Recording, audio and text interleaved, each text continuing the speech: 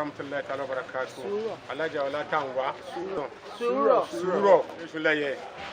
So we are giving you a big Assalamu alaikum to you. May Almighty Allah bless you, guide you, and protect you. Amen. Olawa tun woni se lagboro Ọlọ́run. Wa di dada o le ra buru lagboro Ọlọ́run. Eni le ko ro we.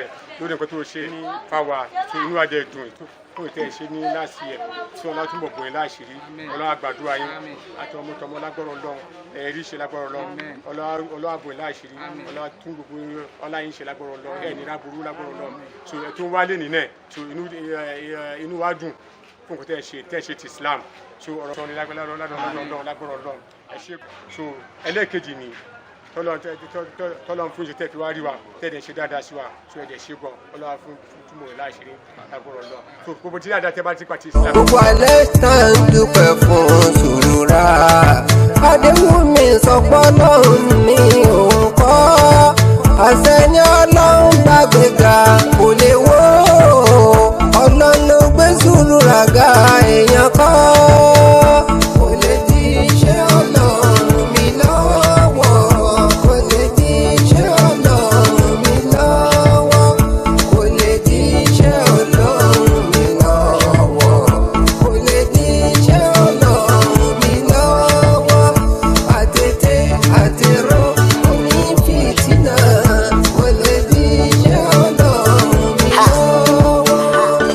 Assalamu alaikum ya Rasulallah Muhammadu kamalul huda Assalamu alaikum ya Rasulallah Muhammadu